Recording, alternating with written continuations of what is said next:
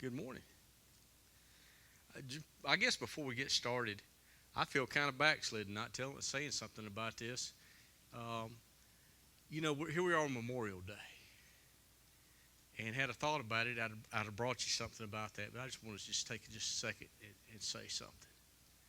You know, a lot of countries, a lot of people, a lot of wicked liberal politicians try to lay at America's charge as if we've been an evil nation in our wars. And we got our faults, amen. I mean, we've exported to the world pornography and movies that's not fit for humans to see, amen. Straight from the pits of hell. We've exported things that we shouldn't have exported.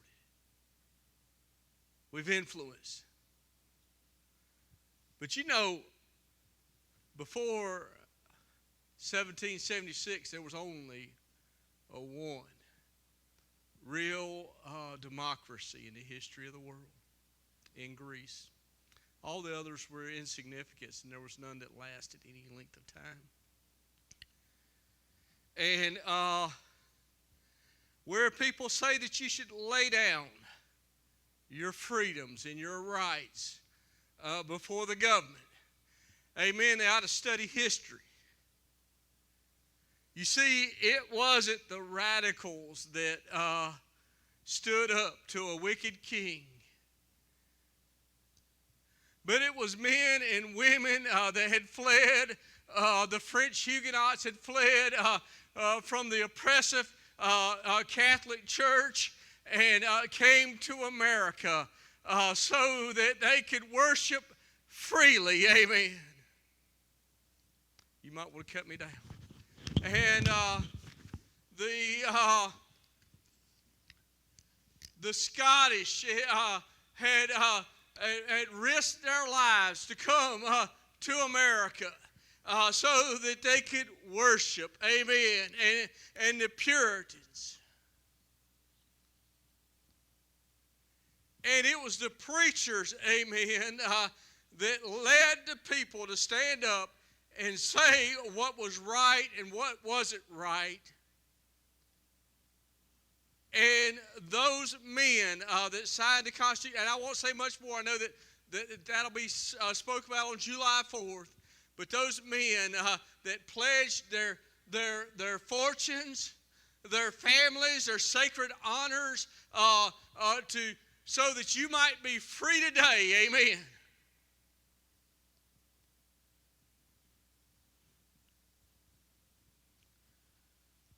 The world's better off because of them, amen.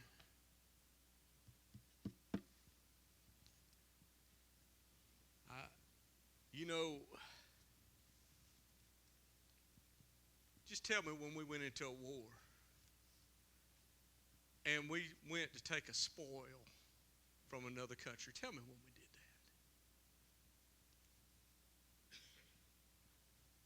that. Hey, just throw that one out for me if you know where it's at this morning.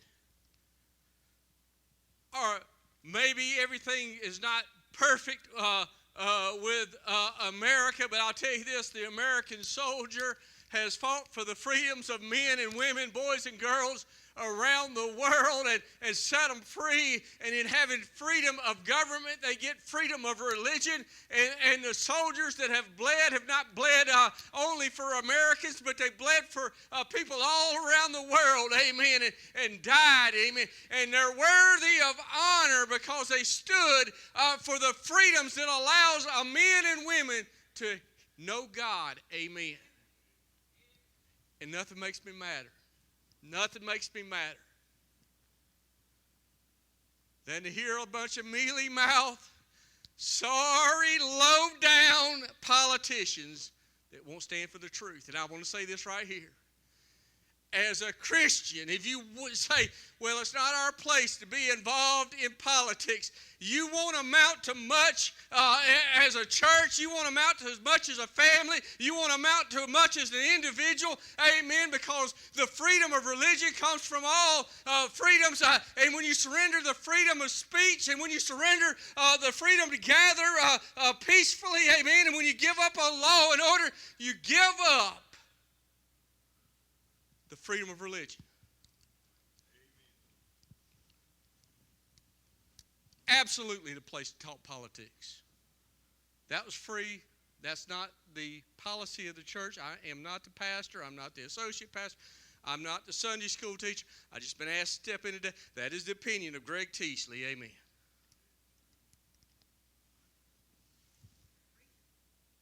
But now we'll get back into teaching. But I did want to say that. Hey, I don't know if I've told y'all this or not. Have I told y'all that my stepfather, he did 3 tours in Vietnam? He's got 2 Bronze Stars with valor.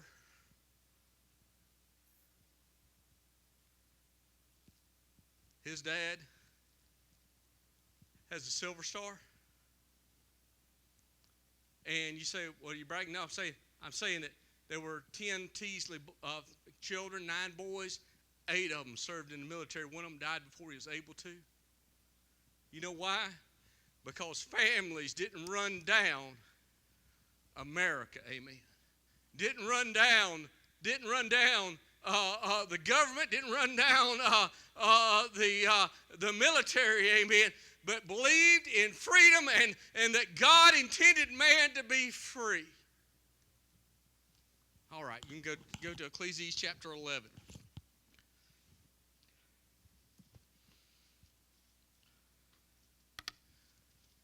I'm proud of my heritage. Y'all proud of your heritage? Democrats, liberals would want that you should be ashamed of the heritage of America.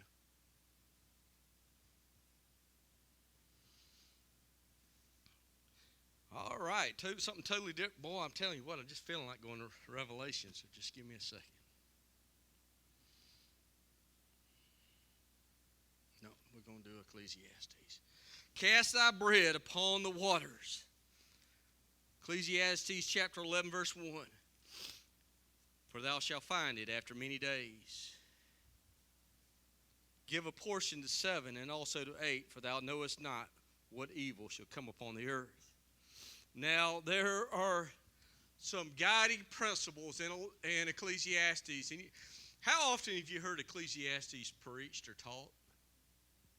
Has anybody heard it taught the whole way through ever?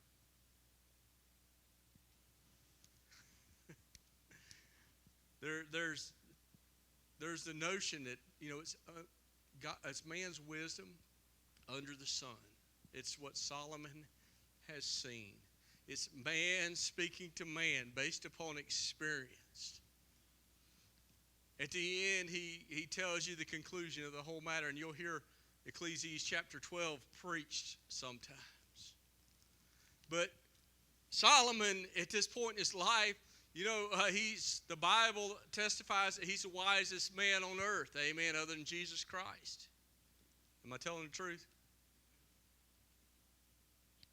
And this is at the end of his life, and I know that he's done a lot of foolish things. But you got a wise man telling you about what he's experienced. And, he was a wise man, but he learned a lot of things by error, didn't he? I mean, he starts off telling you, he said, you know what? He said, you can chase all the wisdom, education, knowledge. You can spend your whole life doing that. He says it's vanity. It's chasing the wind.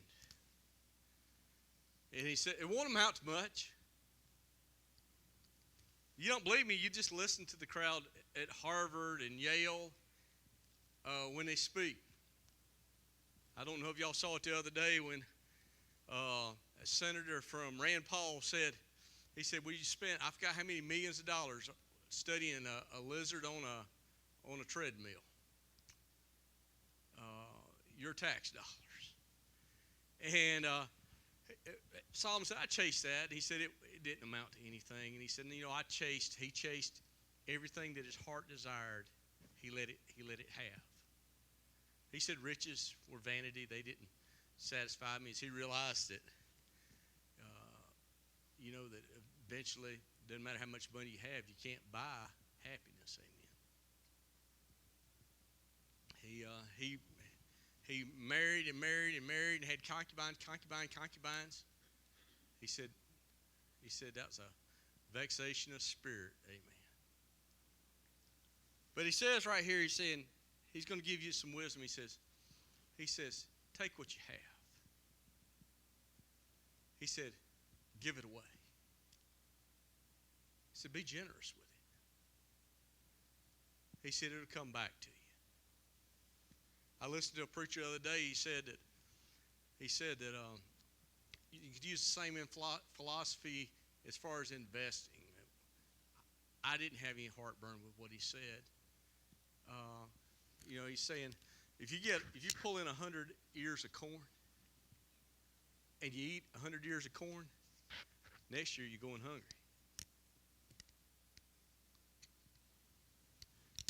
But when God has given you in abundance, he said, share it. But there's another principle here that a lot of times we miss. He's saying don't share it with one person. He said, spread it out. I think the church does that here. We don't just like take on one missionary and say we're going to support this missionary. But we're going to spread it out. He said give it to 7, yeah, give it to 8. But so it's in your giving to the Lord, it's in your sharing with your neighbors. You can apply the same principle like that dear brother said the other day in investments. I'd have no heartburn with that, but I will say this right here. He's talking. I think he's talking about spiritual matters for the most part. And see, a lot of people they want to separate their finances from their spirituality. I believe it was Dan Metters that said, he said, if you let me see what's in your trash can and what's in your checkbook and what's sitting around in your house, he said, I don't even have to talk to you. He said, I know everything I need to know about you. He said, I'll know what you think is worth spending your life on. He said, I'll know what you think is trash, what's not worth keeping.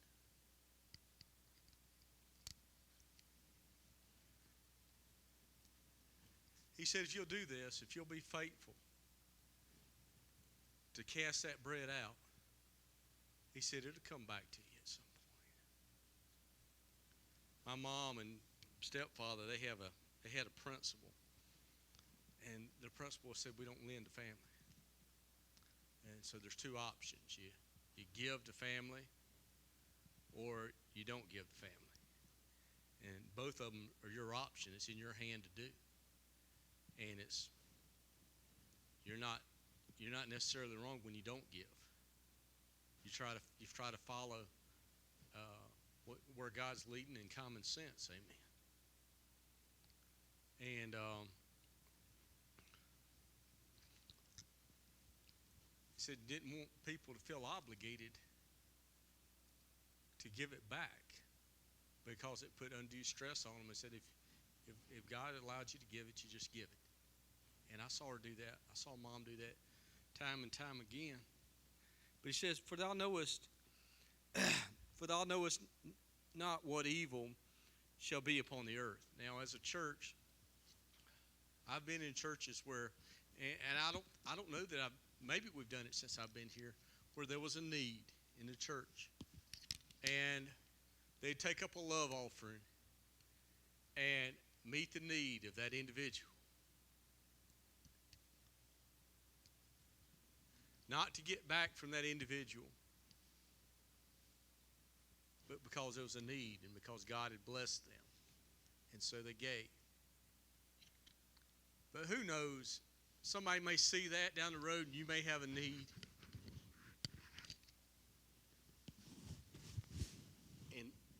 And God will work it out because you were faithful and generous.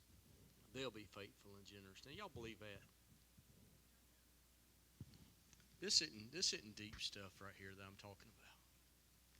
This is just Solomon, the king, talking to the common people.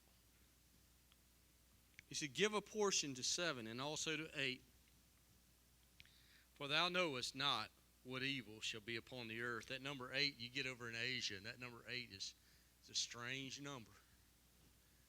You can look at watches in the airport, and there's no numbers on the dial except for the number 8. You you get over there, and if somebody has a house and it has the number 8, you're going to see it, amen, in their address. It looks like the infinity sign is the only thing I can figure out. But in the Bible, 8 means new beginnings. He's saying, give 7, that's completion. He said, completeness. He said, but when you've given to completion, he said, go one more. Go above and beyond in your giving. And so that was Solomon's first. These are kind of tied together. I started to do Ecclesiastes chapter 10 because it has some things that are pretty interesting in there too. It says, but if clouds be full of rain, these are connected. These are not separated as you might think. These are connected thoughts. He said, if clouds be full of rain, they empty themselves on the earth. And if a tree fall toward the south, towards the north, in the place where the tree falleth, there shall it be. You know, you look up, the farmer looks up to the sky and he sees those clouds and he's thinking, is it ever going to rain? It's been a while here where we got a decent one, hasn't it? But you ever gone through one of those summers and you just wonder, is it ever going to rain again? I mean, there are things, the principle is there are some things that are either natural occurrences or whether they be of God's hand, they're just beyond your control. And you may not be able to tell which they are. So the first thing he says, give, because you don't know what's coming. And then he says the next point is there are some things that are beyond your control, amen. He said, if you can stop the rain from falling to the ground, you just stop it. By the way, how many of y'all have farmed? Oh, my goodness. You have. Oh, yeah. I mean, I got so many friends that are farmers. My grandpa Teasley was a farmer. My grandpa Hendricks, he was just a gardener. When I say gardener, he grew enough for about half the city of Hartwell. But he just had a garden, amen. And Dad would drop us off in the morning when he was on his way to work because the garden wasn't near the house. And then he'd come back and pick us up at lunch. And then we could play with the other kids that slept at lunch, amen. But if you got hay down, you don't want it to rain.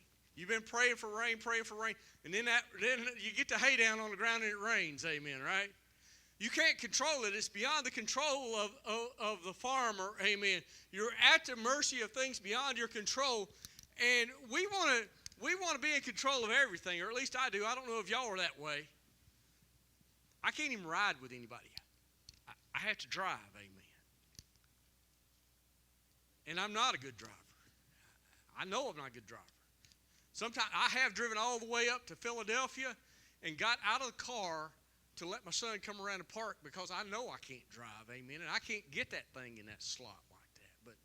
But there are things beyond your control, and you need to recognize that. And when you ever started dropping a tree and that thing started to fall, and you're thinking, I done messed up now. And it seems to take forever. Once it starts falling, you're looking at it and you're going, uh-oh. And it just goes and goes until it gets enough momentum. And then other trees won't even stop it. Sometimes I know for sure I dropped a tree. It hit another tree, and the limb fell off and hit my brother in the head that was along with. He thought he was dying. Asked me not to leave him. He said he thought he was dying. But so let's tie them together. Be generous. There's some things that are beyond our control. I think they said over 10,000 restaurants went out of business since COVID, but I'm not positive that that's right. But I believe I heard that. Is that what y'all heard? I was talking with my best friend this morning. He told me, Greg, he said, I thought that I was going to retire before I hit 50 years old. And he said, something beyond his control, Brother Keith, just wrecked him financially and wrecked him emotionally. And then he started over, moved from Sykesville, Maryland, right outside of Baltimore, to Charlotte, our little city of Pineville, right outside of Charlotte. And now this COVID hit, and they had to go bankrupt again. And just starting all over. Some things are beyond your control. And if you spend your life and your whole focus is around what you have, you're trying to hold on to the wind.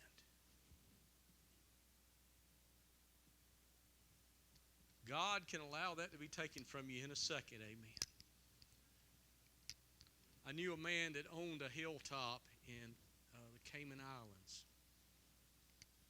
And I was talking to him. He's the one that taught my dad to be a land surveyor. And then he went on to be a professor. And while he was a professor, didn't have good health insurance, had a heart attack. And wasn't able to work for, I don't know, a couple of years. And he went, I don't know if any of y'all know where Allen's Precision Equipment is in Atlanta, but he was up there when I met him. And Dad introduced me to him. And he said, I had to sell my retirement home in the Cayman Islands. He said, lost my house. He said, started over, brought everything I had down here in a station wagon. He said, had to start over. Wasn't anything he did wrong. It was just simply that things beyond his control. I got to hurry up. I hope y'all getting something out of this. I certainly did when I was reading. He that observeth the wind shall not sow, and he that regardeth the clouds shall not reap. Now, there's the fact is that if you, as a man soweth, that also shall he reap. That is both spiritual and physical and financial. I'm not saying that you give to get rich. I'm not saying that'll happen. Actually, you can give and become poor. Amen. But the beautiful thing about capitalism is we get to decide who to give to. Amen. And Brother Jim, if I came up to you tomorrow and gave you $100, it wouldn't be like I lost $100. It would be like I valued seeing you being blessed more than I valued that $100. So I gained from it, not lost from it. Amen. But spiritually, I mean, if you never witness, you're never going to see anyone be saved. Amen.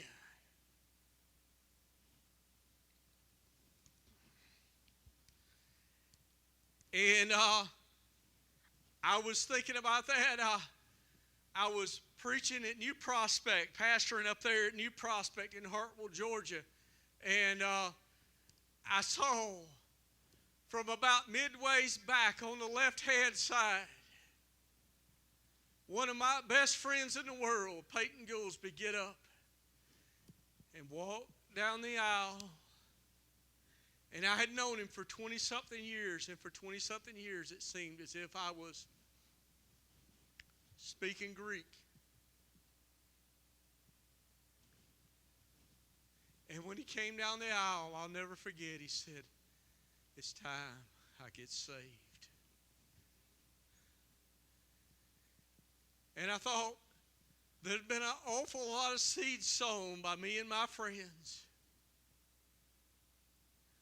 And if I never saw another fruit the rest of my life, Brother Keith, in that moment, it was enough. Amen.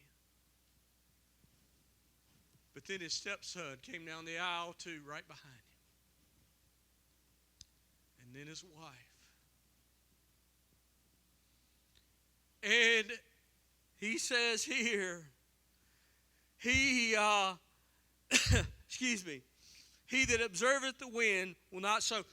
Some people have to wait for everything to be perfect, amen, to work or to do God's work, amen.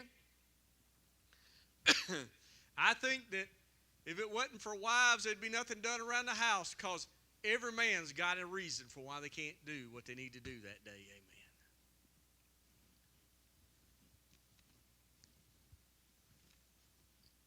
Don't look for a reason not to work or not to do something. Look for reasons to be involved. Hey, Brother Ed, you just stop me when you're ready to talk. Amen.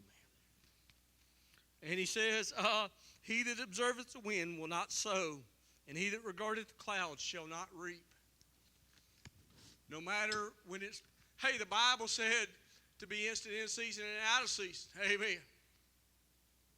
And so the principle that Solomon is teaching us here is when things seem right, amen, sow the seeds. When things don't seem right, sow the seeds. At work, in your professional life, amen, when everything looks good, work like a dog, amen. When things look bad, work like a dog, amen. Now, I got to say this right here, because I've experienced it a good bit at work.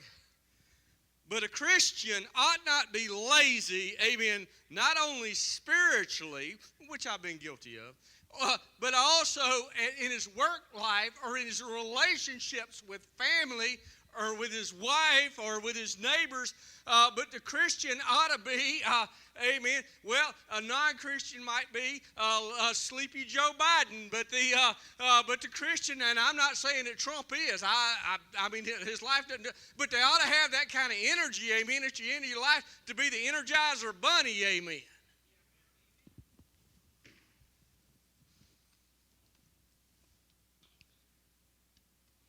By the way, let me go ahead and say this real quick, because I talk about being both active in everything, including politics. There's a term called co-belligerence, and that's what we're not allies. We're not allies with the conservative party. I'm not going to defend everything they do. Not going to do it. But there are places where you're aligned on and you're in agreement on, and on those matters you should speak up, amen.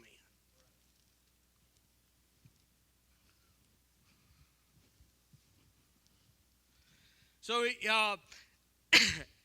as thou knowest not what is the way of the Spirit, nor how the bones do grow in the womb or of her that is in the with child, even so thou knowest not the works of God who maketh all. Now, listen. I have no idea why God has chosen for those boys to be delayed speaking.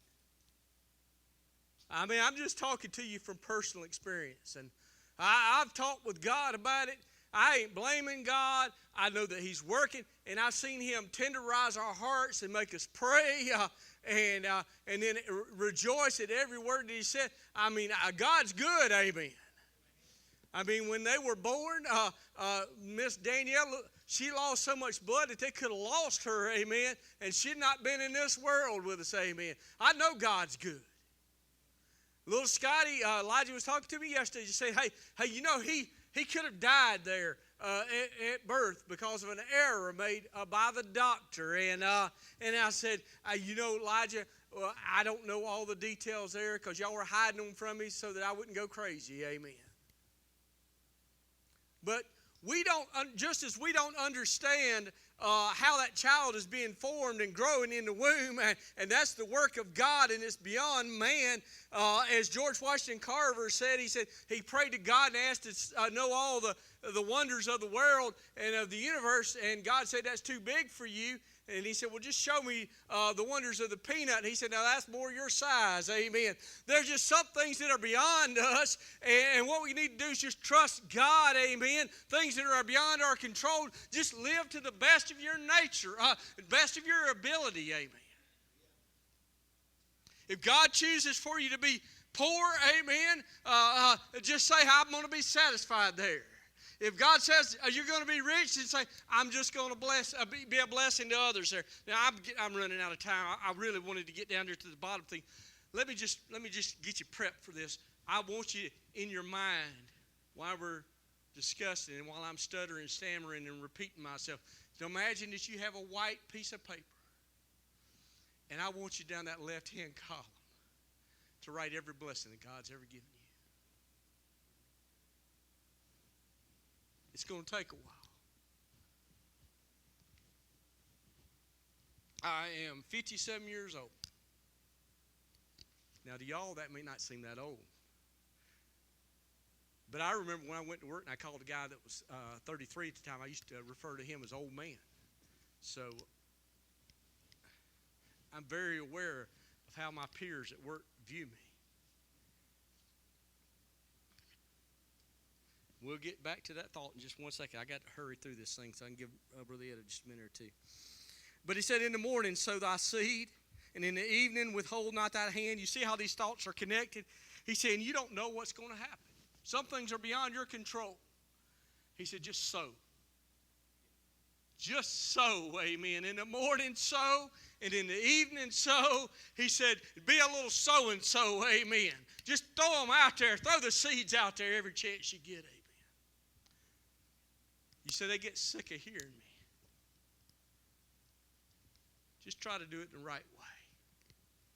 I've made some messes, Brother Ed.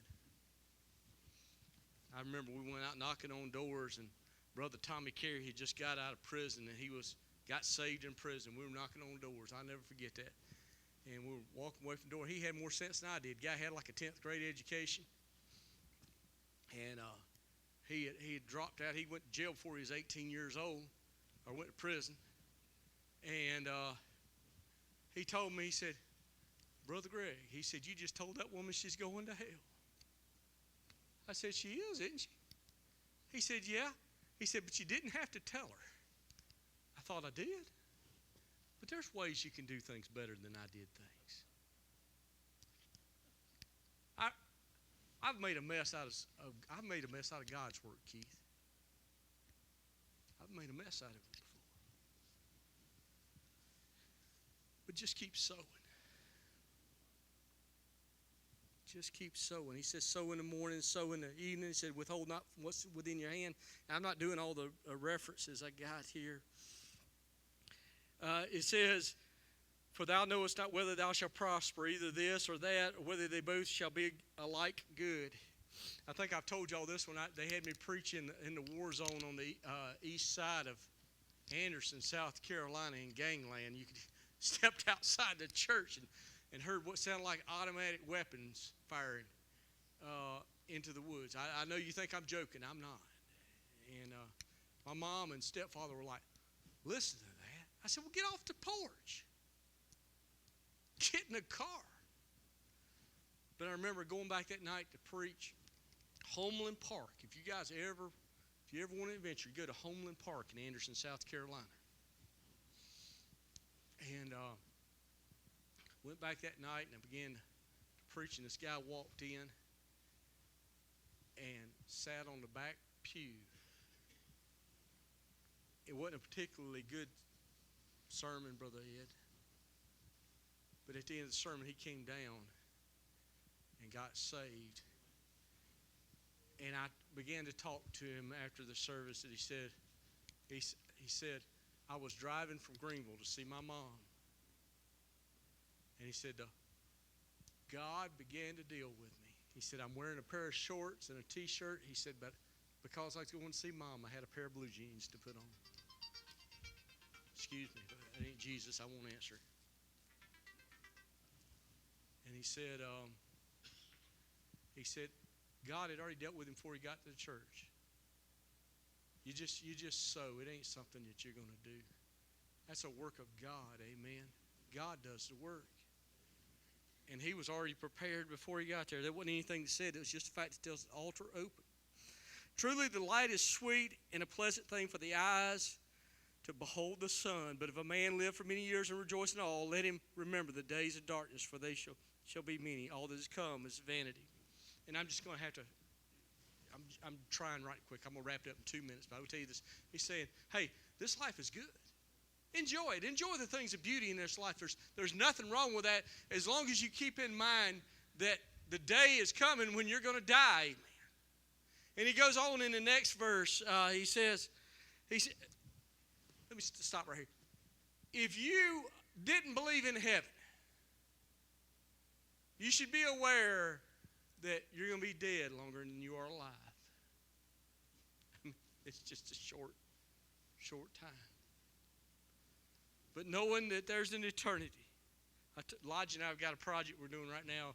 We were talking about this last week. Where my fence is 210 feet down the side, I believe it is. And if you went back 6,000 years, or if we thought maybe it's going to run 7,000 years, if you just guessed and scaled that thing out, I was just going to paint a black sliver on what my life would represent. As a reminder, we're not here for long, amen. But we're somewhere forever. He said, all that cometh is vanity. Rejoice, O young men, in thy youth, and let thy heart cheer thee in the days of thy youth, and walk in the ways of thine heart and in the sight of thine eyes.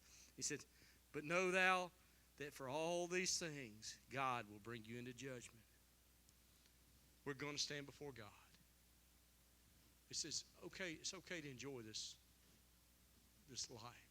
There's a way to do it without being full of the devil. Amen. It's not a sin. It's not a sin to smile and have a good time. He said, but just remember this. He said, you're gonna stand before God one day and give an account. And that's what I was about to tell you. It's just, if you had that left-hand side, and this ain't original with me, but it hit me when he said it. He said, if you wrote down on the left-hand side every blessing, let's say your eyes to see, and you wrote down that you had your eyes, and then on the right-hand side you had to say, what did I do with them? What did I do with it? Or if you were to say, I had my legs to walk, what did I do with them? How did I use the blessings of God? If you were to itemize the blessings and you had to itemize each one how you used them, it might be an awakening thing. He says, therefore, in verse 10, and I'm done, therefore remove sorrow from thine heart and put away evil from thy flesh, for childhood and youth are vanity. What he's saying when he says childhood and youth are vanity, it's not the chasing the wind there, it's short. It's passing quickly. Where he talks about putting away evil from thy flesh. And I was listening to Brother Aaron talk about that the other day, and he was saying, he said that sorrow from the heart, he said all that man could do is put away the sorrow that he causes himself, the grief he causes himself, the drama that we cause ourselves. If you're just trying to do your best, not worried about everything else and what everybody else has got, you can reduce the amount of sorrows. And the other thing is not reveling in the sorrows. Don't just stay down there forever. He says, put it away from your heart. This life is short. Enjoy the blessings. And then the other thing about the evil from my body. John Hyde was preaching that revival in India when Spurgeon was in England and D.L. Moody was in America, in Chicago.